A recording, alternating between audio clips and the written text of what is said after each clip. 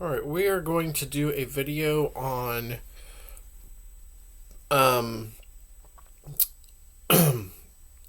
we're going to start doing videos on ancient deities from Mesopotamia and Syria and Anatolia. We're going to do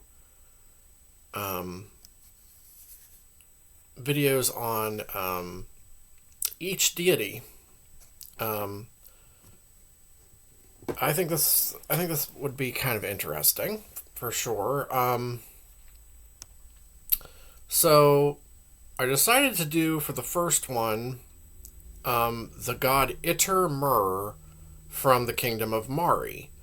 Itur-Mer was a Mesopotamian god worshipped in the kingdom of Mari, and after its fall in the kingdom of Kana, especially in the city of Turka.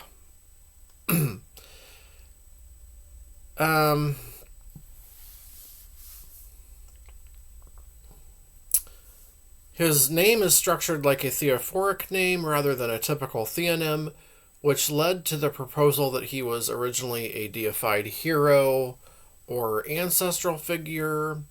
An alternative theory considers him to be a hypostasis of the god Mer, though unlike him, he does not appear to be a weather deity, at least not from the available evidence. But the name,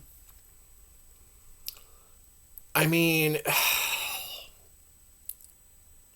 I'm on the fence on that one.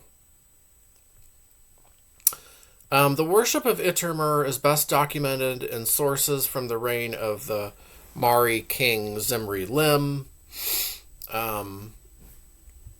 That's from the Middle Bronze Age, which include information about his temple, clergy, and festivals. Based on available sources, it is assumed that in addition to serving as the protective god of the city of Mari, he was also the divine protector of oaths and could be invoked to heal the sick or to help with solving crimes. So he's the tutelary or like protective, the guardian god of Mari. So he's a very important deity to the Amorite city of Mari. The name means the god Mer has turned to me. So that's what Itur-Mer means. It either means that or Mer has returned. So it could mean either of that or maybe both. The element Itur is attested in many Akkadian names, both from Mari and other locations, such as Itur-Sin, Itur-Adu, and Itur-Ea. So those are other deities there. Sin, Adu, and Ea.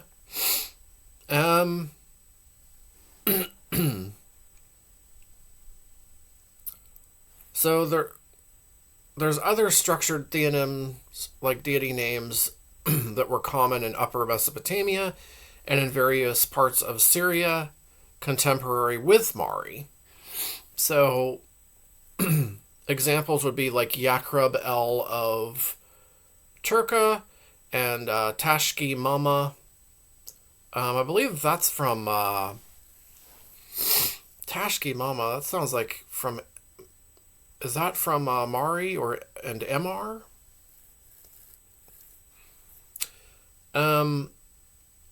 There's also a deity named Il Abba. And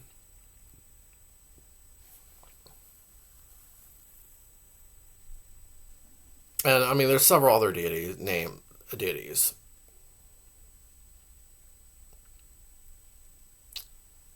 Similar types of deities.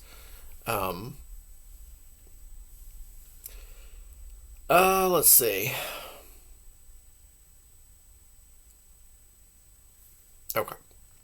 So his character, Itur-Mer was one of the main gods of the local pantheon of Mari in the Old Babylonian period. He is particularly well attested in documents from the reign of Zimri-Lim. That'd be 1775 through 1762 BC.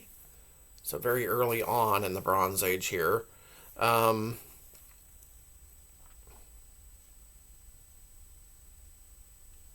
He might have served as an ancestral deity.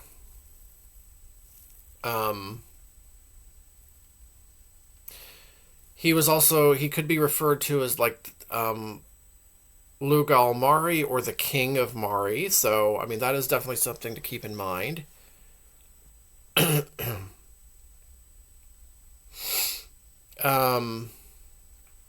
He's also called Lord of Expiation or Lord of Absolution, Bel Pudim or Bel Pudim.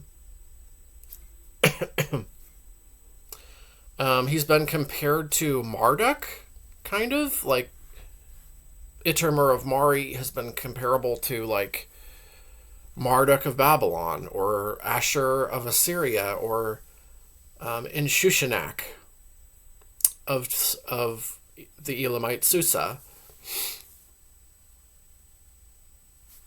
Kind of interesting there. Something definitely to keep in mind.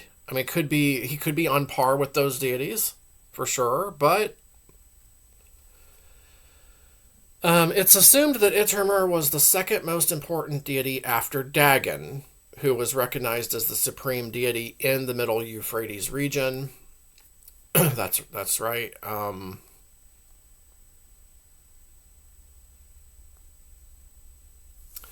However, there is one exception where there's a letter. There's a Mari letter which places the sun god Shamash in the second position, right behind Dagon, and Itur-Mer is third. And then they're followed by Belet Ikalim and Adu. Adu is the Mari variant of the god Adad, the storm god Adad. It's believed that a goddess named Taram-Mer, which means beloved of Mer, is Itur-Mer's consort, divine consort.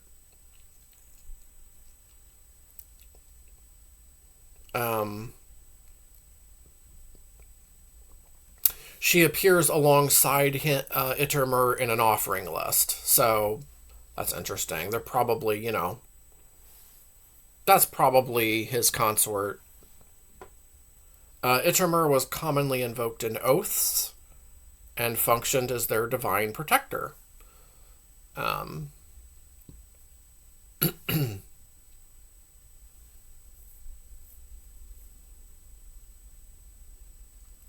Let's see.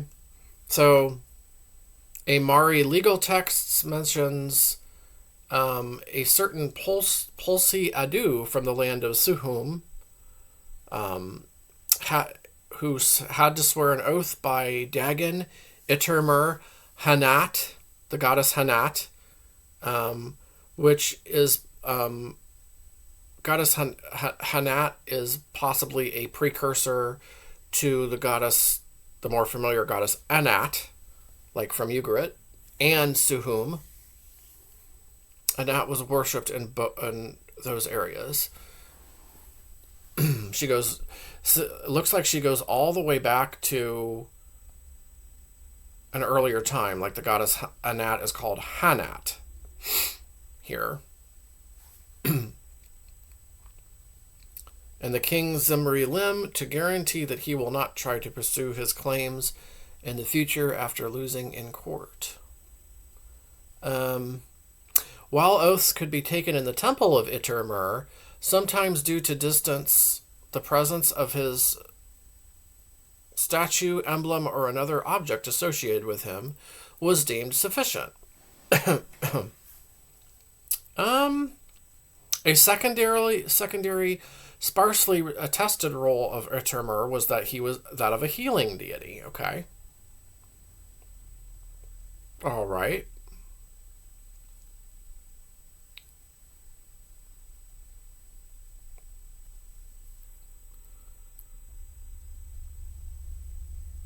There were two texts from Mari that indicate in some cases Itur-Mer was believed to be capable of helping and solving crimes. Interesting.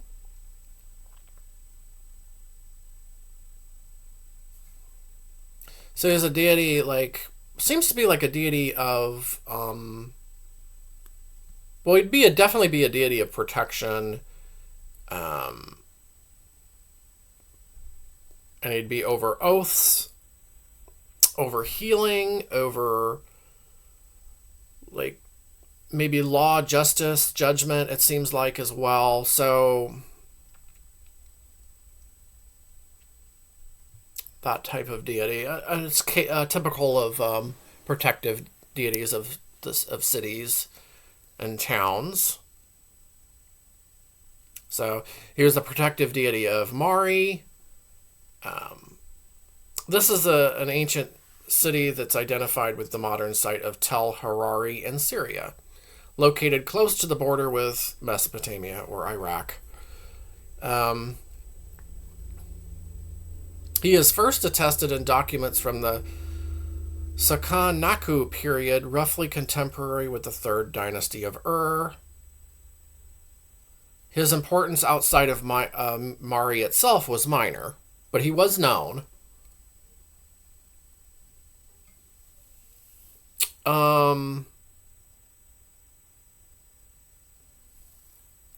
Multiple documents indicate that a temple dedicated to Itur-Mer existed in Mari. All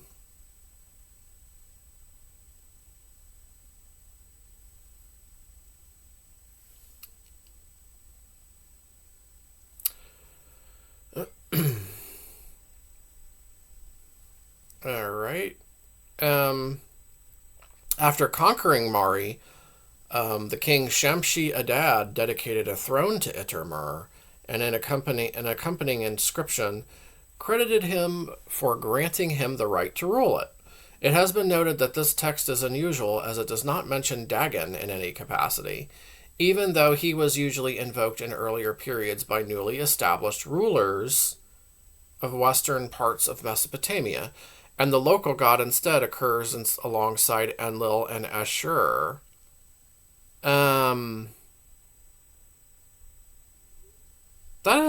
That's curious.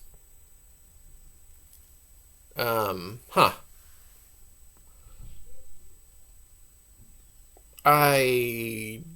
Yeah, that is weird. Dagon should be included along with Itur-Mer, but Itur-Mer was the patron deity of Mari. But Dagon, was the highest god, though, of the region.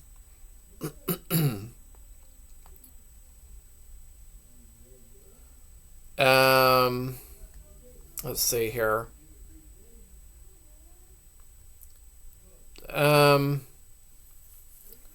Let's see here. Okay, so let's see here. Multiple references to laborers working in fields belonging to the temple of Itur-Mer are known. They were presumably responsible for harvesting barley, which in turn was supplied to the temple personnel. So he was known to have priests, which means Shengu, and prophets, the Muhum.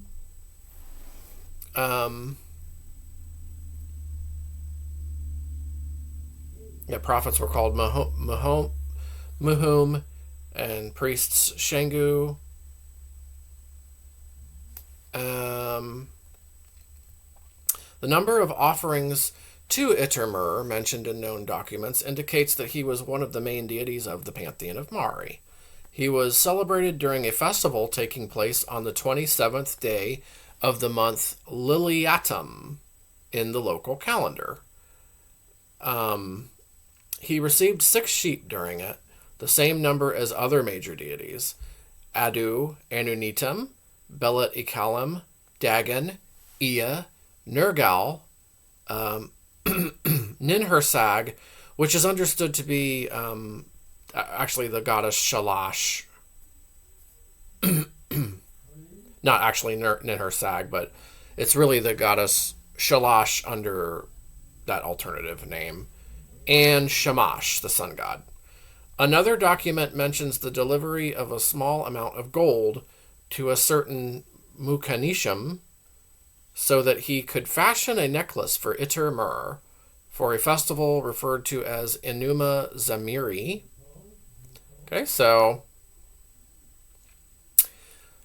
Itur-Mer had a festival on the 27th day of the month Liliatum. So, don't have my calendar with me at this second, but somebody dedicated to Itur-Mer, there's the special day for him to be worshipped.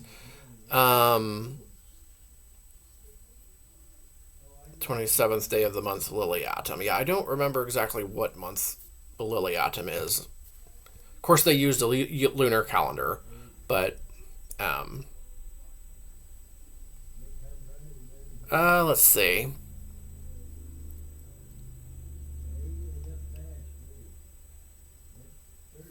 Preparations of a palanquin are also mentioned in one of the administrative documents. It was apparently richly decorated, as the instructions mentioned that 6 pounds of gold were provided to fashion inlays, including a 1-inch Dagon figure. 1 inch? Wait, what? Or no. Sorry. I misinterpreted that. Including a Dagon figure, a royal figure, a Yakrub El figure. Now, Yakrub El is the protective deity of nearby Turka. That's a town within the Mari kingdom, close to Mari. 3 figures of mountain gods and diverse locals that face the chest. Uridu genies and 2 Uridu genies and 2 Lamasatam genies. 1 middle mountain and 2 something that we don't know, and 2 forelocks for the chest. So that's what it says there. Okay. Itur-Mer is well attested in theophoric names from the old Babylonian Mari. Examples include Ana Itur-Mer Taklaku, which means I trust in Itur-Mer. Hatni Itur-Mer, that means Itur-Mer is my male relative. Hana Itur-Mer, Itur-Mer is gracious. Ipku Itur-Mer, Itur-Mer is protection. Itur-Mer Gamil, Itur-Mer is merciful.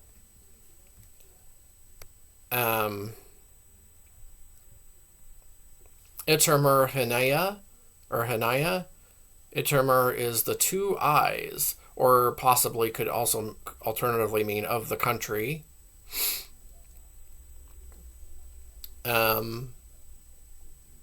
Itur-Mer Shama, which means Itur-Mer listens. Itur-Mer Tilati, which means Itur-Mer is my ally. And Itur-Mer Hishra, which the meaning is unknown. Okay. After Mari was destroyed by King Hammurabi of Babylon,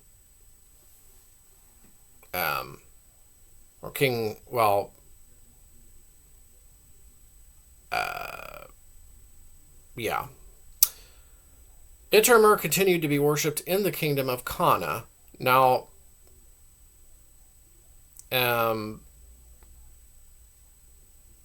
okay.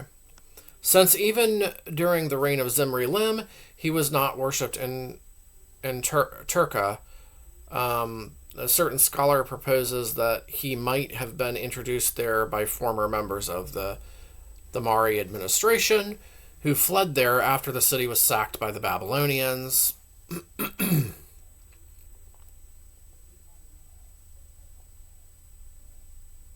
Another scholar says maybe the presence of Itur-Mer in texts from Turka later on to possibly indicate that Mari was not entirely abandoned in this period.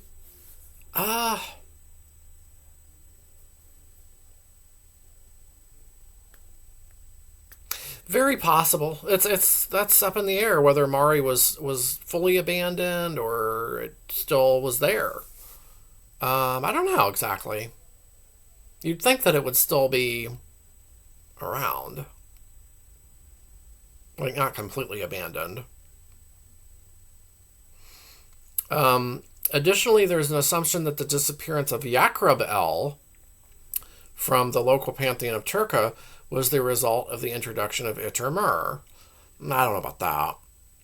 One of the Kana texts mentions a house belonging to Itur-Mer, though he shared its nominal ownership with Dagon, Shamash, and the local ruler Ishar Lim. Kings of Kana continued to mention Itur-Mer in their documents as late as during the reign of the Mitanni or Hurrian king Patarama. Okay. So that would be Middle Bronze Age, like 1510 to 1490 BC. Okay. And listen to this, a text even from Bronze Age Ugarit that mentions the great gods of the land of Mari lists Dagon, Adu, Dagon, and a third deity whose name is uncertain. One of the suggestions for the reading, though, is the name Utul-Miri, shepherd of the land of Mari. That's what the meaning would be, which could then possibly be a late interpretation of Itur-Mer. That, though, we don't know about that. So the late 1400s BC maybe would be the last of, or a little later.